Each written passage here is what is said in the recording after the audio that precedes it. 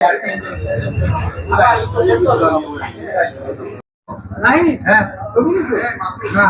চলে যাও।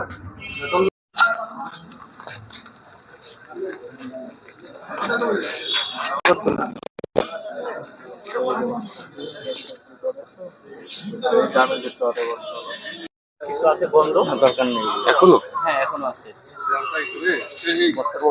বস্তার মধ্যে হলো কম্বল ছিল না, আসামি নিজের বাড়িতেই ছিল এবং সে ওই লাশ যখন 164 ধারা জবানবন্দি প্রদান করবে।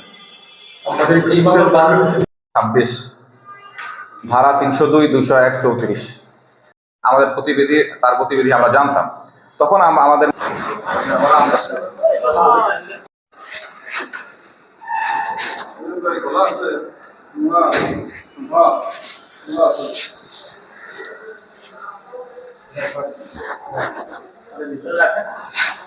গত 24/4/2026 শুক্রবার দিবাগত রাত্রে 8টার দিকে বাখুন্ডা পূর্বপাড়া গেরদা ইউনিয়ন আদর্শ গ্রামের একটি মেয়ে যার বয়স 7 বছর, নাম আইরিন আক্তার বিনা ওরফে কবিতা, এই মেয়েটি নিখোঁজ হয়।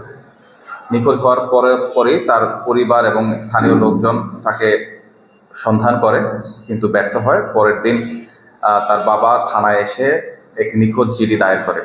এই মেয়েটির প্রতিবেশী একটা ছেলে ছিল, তার নাম ইসরাফিল। এই ছেলেটি পেশায় একজন অটো চালক, তাকেও আমরা সন্দেহের তালিকায় অন্তর্ভুক্ত রাখি।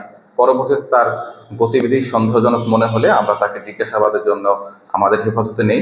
আমরা তাকে নিবিড়ভাবে জিজ্ঞাসাবাদ করি এবং জিজ্ঞাসাবাদের এক পর্যায়ে সে স্বীকার করে যে এই মেয়েটিকে সে শ্বাসরোধ করে হত্যা করেছে।